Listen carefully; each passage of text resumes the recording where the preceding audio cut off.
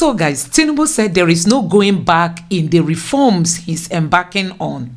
Do you think we are moving in the right direction? I don't think we're on course. Actually, we are still heading the wrong way. So until we make a course correction and come back, we are not on course yet. It's like somebody going from Lagos to Sokoto, and then you decide to go to Port Harcourt first, and you're even going down to the Atlantic. So that is the kind of movement we have. We have not yet started the journey to our greatness. So, guys, this man works for the APC, but now he's buying into Peter Obi's ideas. I mean, he's buying into Peter Obi's visions. Listen for yourself what this man got to say. I wish every politician in Nigeria will wake up from their sleep and their slumber. He was a former investment banker in Lagos and also in Wall Street. An author of over 25 books. I'd like to welcome two inside sources, Professor Nimi Waliboko, Walter G. Muida Professor of Social Ethics at the Boston University. Prof, you're welcome to Inside Sources. If you look at where the country is today, where we are today, would you say that our country, Nigeria, we are on course to that greater Nigeria that all of us dream about as things stand today? Your view, Prof. I don't think we're on course. Actually, we are still heading the wrong way. So until we make a course correction and come back, we are not on course yet. It's like somebody going from Lagos to Sokoto, and then you decide to go to Port Harcourt first, and you're even going down to the Atlantic. So that is the kind of movement we have. We have not yet started the journey to our greatness. Wow. So what do you think has to happen for us to change course? Maybe one or two critical elements that is required, or whichever way you want to take it forward, Prof. I'd like to know, so what, in your view, has to happen? In my view, there are about 8 things that we need to urgently do or to reorient ourselves. But you said one or two or three. I'll just give you that. Please go ahead. Is that our philosophy of governance, of existence, has to change. First, in the sense that there has to be a commitment that government or society is to enable every Nigerian to become the best that he or she can be. That is what is called human flourishing. How do we create the institutions, the environment, the capabilities that will enable every Nigerian to become the best that he or she can be? That is one, if that commitment is there. And then next, we have to invest heavily on human capital development. How do we ensure that the Nigerian is well trained to live into the promises of the 21st century and into the promises of the greatness of Nigeria? And we need to rearrange our investment process to say, are we creating the physical infrastructure that will enable us to develop endogenously? That is, every local area in Nigeria should be drawing resources from itself to develop. But these are things that we are not doing. Of course, I've not even talked about leadership issue. How do we get the leaders, the right kind of leaders, to take this country forward? Well, so that's actually where I was going to say that. Now, in your view, since you said that you don't think that we're even going in the right direction, that we are actually going in the wrong direction, how much of the responsibility for that will have to go to the political elite, and how much of that responsibility, in your view, if you think so, has to go to other sectors of the society, the other leaders and the followers? How do you ascribe the responsibility? Because in my view, I think it is important. If that is the situation, it's important to know how we got heading in the wrong direction. So let's just take a little while to look at that. Who do you hold responsible for what, Prof?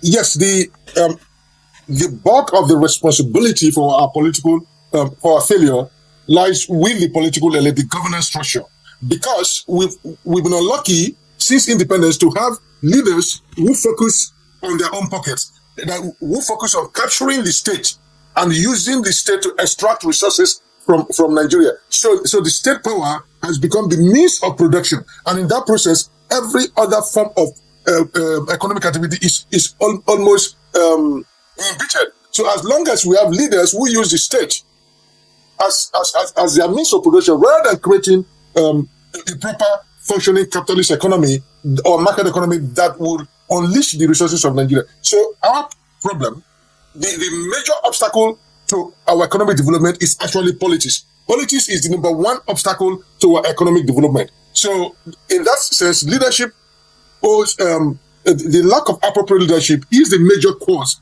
of our ongoing underdevelopment, suffering, and lack of focus.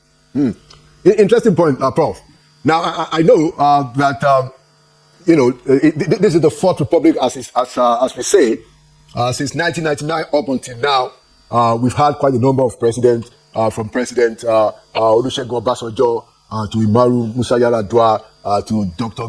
Goodluck Jonathan and former President Muhammadu Buhari. Now, I know that you yourself have been involved at some level in terms of political planning, and that's why I wanted to deepen this issue of how politics is responsible. What has to change? And like I said, maybe you want to tell us some of your own involvement, in terms of political operations. But what has to change? What has to change in our politics? What has to change? Is it the structure, or is it the people and their mentality, or is it just all of these factors, Prof? Well, one of the things that have to change is the structure. Also, we tell ourselves we're operating a federal system, but the system is not actually federal. It's more of unitary system. So first, we have to rethink the idea of a federal system. How do we devolve power to the lower levels, to the state level, to the local government, and give them some independence? Let them control their own destiny. Let them control their own fate.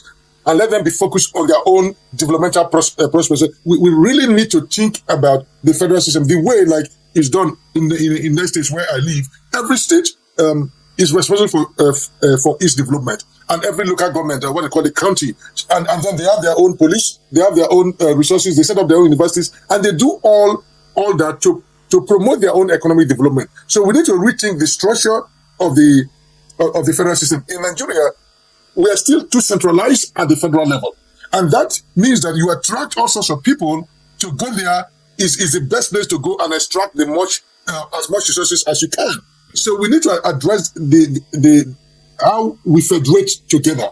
That is one. In terms of the politics, it's the people that get into politics, because you need an enormous amount of resources to be in politics. I have been involved in advisory presidential candidate, and I know that even with good intention, you need billions and billions of naira to contest an election. Where will that money come, right? So somebody like Obama wouldn't have made any headway in Nigeria. Somebody had problem even paying off his student loan. We have to sleep in a car to give an address. But the people are there to donate to him. In his campaign, they donated over $1 billion. So it is also the role of money and the unwillingness of the average Nigerian to support the politicians they want with the kind of money or resources of volunteering to work. But then, do you blame the people themselves? Because even if they gave their blood to a politician, he or she is going to reach there and forget them. So we're in a kind of a vicious cycle because the people need to pursue and elect somebody that will serve their own interests. Because if we all come together, we can overcome that monetary issue and elect the right people in place. But then the people themselves, from our own experience, have advised a presidential election, have advised a gubernatorial election in different years. And the problem seems to be, if you don't have money, you cannot just, even with your good vision, you cannot just survive the political system.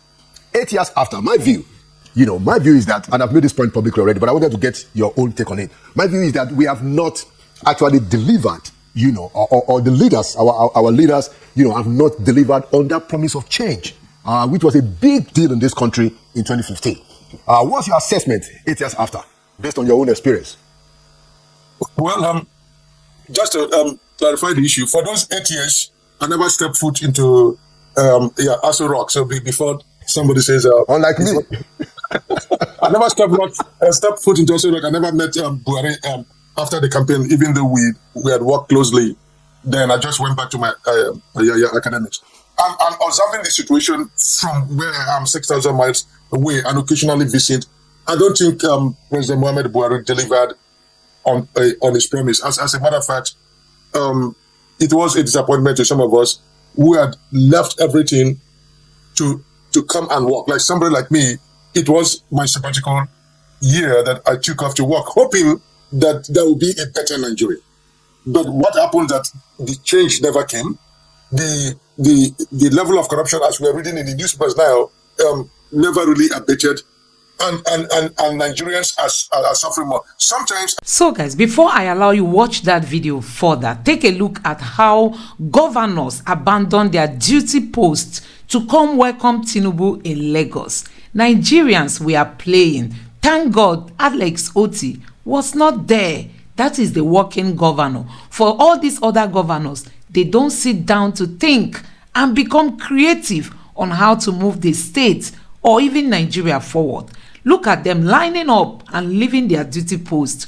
Anyway, let's go back to the video. Question to you is that, do you think that the burden that the new president is carrying, President Bola Tinubu, do you think it's the same burden that President Buhari carried in terms of the promises of Nigeria?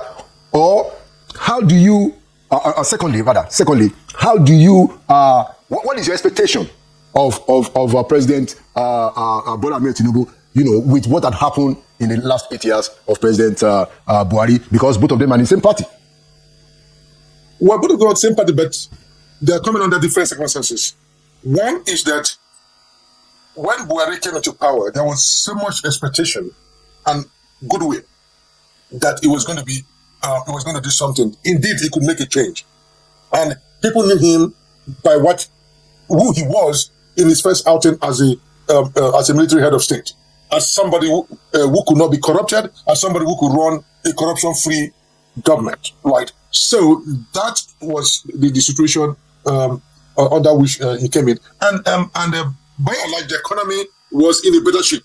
So he come in with some kind of public support or expectation that something would change and that is not corrupt and that the economy was better. Now, moving 8 years after, the burden President Tinubu faces, is different. One, the economy is in a worse shape. So the 8 years of Buhari administration worsened the situations of Nigerians, right? So Tinubu burden is different. Two, Tinubu doesn't have the privilege of that public acceptance that he is a different person. He is above the corruption. Whether rightly or wrongly, he's not in the same register when it comes to public expectation about corruption, right? He's not in the same register. It's not like Buhari came in the military rule and all that. So he's not there. He's carrying the burden of every politician that we know in Nigeria. And that, whether he likes it or not, whether he is or not, that's a different matter. But the point is, it doesn't have that privilege of being seen as above corruption. And then there was more controversy about his emergence as the president-elect. So these are different conditions under which is operating. So it will test a different form of metal, right? So it's now his duty to turn that around. We can't decide the playing field all the time, the circumstances. When it comes in, this is what you inherit, and that's the hand that fate have dealt to you. That is what you have to deal with. So there's no point complaining about Buhari. There's no point complaining about the goodness or the expectation of Buhari. Now the ball is in his court, and he has to do it because he said it was his turn. People keep saying he was prepared. He's been a politician, but the test of everything is the result we are seeing, and I don't think we have seen any results so far that would justify that accolade being heaped upon him. The Bible says, if your strength fails you on the day of adversity, it is small. I always tell it to people that if your strength fails you on the day of adversity, it was not there. Right? So it's a simple case. We are not seeing the result. We are not even seeing a clear vision of where the country is going. I don't know who handles their communication or so. I have great friends. They are Bayo, Delalati, and others that should be there. There's no, because part of governance is casting a vision, especially under the circumstances it came, the controversial nature of the circumstances under which he emerged as the president-elect, right? So what is there is no clear vision of where they're taking this country to. It appears so far to me, it's almost like a knee-jerk reaction. Like, okay, fine, they're going to remove subsidy, right? So they're now sitting there. But was there a plan, laid out plan to say, how are we going to handle the consequences of this, right? Was there a laid out plan to say that the Naira has been depreciating? So even before they got into the office, what are we going to do? 8 months or more into a governance system is too long for you to still don't have a plan. So moving along, Prof, the idea has been developed, mentioned, that we need to have a serious conversation around an elite consensus about the major issues of the day, about political conduct, about the benchmarks in developmental sectors of our economy, in the area of our life as a country. Yeah. So do you subscribe to such a notion that the elites of this country, especially the political elites, regardless of political parties, regional or religious differences, must all subscribe to this, so that our political conduct and the outcome of our politics can become something that will be more noble? What do you say, Prof? Yeah. As a concept, it's a good one. As an abstract concept of So if the elite, the factions of the different ruling class can agree on basic standard of governance, can agree to establish a properly functioning country, can agree to have a functioning market economy that will raise the productivity of every Nigerian, that will increase the GDP of every Nigerian, that will increase the well-being of every Nigerian, and therefore making it possible for people to accumulate wealth through the market process. So if they could do that, that would lift the country up. And that would, so we all know the rules of the competition, and we can go into it and play and let the winner emerge. That is what has been done in other advanced countries also. But that presupposes that the ruling elite in Nigeria are serious about developing the country. I mean, it's very clear. People like Claude Archer said it decades ago that the Nigerian ruling class is not interested in developing the country. They want the chaos and the underdevelopment, which allows them to continue their process of primitive accumulation. They allow the chaos to go on so they can capture the state and use it as a means of production, as a way to accumulate wealth. As long as that incentive is there, it will defeat that purpose. It's a noble purpose to have that consensus of the elite. But the question is, the way our politics is now, when politics is the major means of production, is the major means of wealth. If we don't address that, then how are we going to get to the elite consensus? Because it's a lot easier to make money through the state than to set up businesses, run it, and face the risks of losses. So in an economic system, when you have a certain incentive to do that, right, it is very difficult. So instead of looking for elite consensus as a starting point, maybe if we, the people, decide to elect certain people that will at the minimum enforce the rules and make Nigeria a society of law and order. When you have a society of law and order and you bring people accountable, that will begin to force the elites to say, what are the rules that should govern competition for political power? Because as long as people don't pay a price for embezzling money, as long as people do things with impunity and they could get away with it, whether from the politician to the churches to the businesses to even households. So until we address that problem, of course, somebody will say, then this is a chicken and egg problem. How do we do that if you don't have an elite consensus? Anyway, so still on that, and I quite see the logic of your argument. But this is. I'll make a comment and then I'll let you have a last word. Because the way I look at it, I mean, if the elites don't transform our nation, won't they be consumed by the dialectical responses? We saw a big protest in 2020 in this country, and like I said, this week people have been taking the streets. What do you say? Your last word. Yeah, my last word again. I come back to it. I have kind of freed myself from thinking that the Nigerian ruling class loves Nigerians and Nigeria. So let's come to that fact that these people do not love the people they govern. They don't love the country. And so to expect anything that they will come to any form of consensus that will bring a semblance of love or justice or development to Nigeria is I think it's like we're not being sincere with ourselves. So the issue is that people have been protesting, but the ruling class have not paid the price. So the elite consensus that the self-interest will not come out of their own volition, out of their goodwill, out of their God-given heart is not going to come. Because sometimes somebody's enlightened self-interest has to be enforced, put upon them by a superior force. That they now begin to say, it's not only in our enlightened self-interest, it's in our common self-interest to do certain things. So until the masses wake up and the politicians pay a price, when they begin to pursue them out of the House of Assembly, National Assembly, in their homes, on their streets, in their villages, when that begins to happen and they feel that their lives are threatened, the lives of their family are threatened, their property is threatened, and indeed is that kind of force that will make them sit up. Because right now they could go away with their loot and live abroad or whatever. So it's in their self-interest, enlightened self-interest to govern the country well. As a matter of fact, there'll be more avenues to make money in a legitimate way. I agree upon that. But history has shown that people often do not come to their knowledge of their self-interest, especially when they have the power to exploit, and when they're corrupt and absolutely corrupt.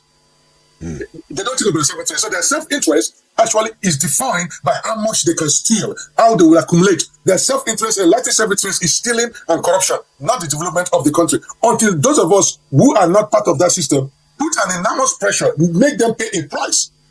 That is when they will listen. But as long as they're not paying a price, there is this callous insensitivity in the country. People don't care about their neighbor. They don't care about anybody. And we see it all around, even in the country. There is not this sense that we belong to one nation, that there is a sense of empathy. No, they don't have it. Their enlightened self-interest is to steal, and steal more. And we have to find a way to hold them accountable, to put their feet to fire, to serious fire. That is when they will wake up. Right now, they are in some kind of dogmatic slumber. In Milokon, people without idea want to become leaders in Nigeria. And this is one of the things taking us backward. You can imagine, Nigeria is a place where competence has no place. I mean, Nigeria is a country where capacity, you being a credible human being, you have no place. But all these people who are into criminality, they've taken over leadership positions in Nigeria. And that is why the country is not moving forward. So guys, let me know what you think about all this in the comment section below. Please don't forget to subscribe to the channel and turn on the notification bell. Thank you.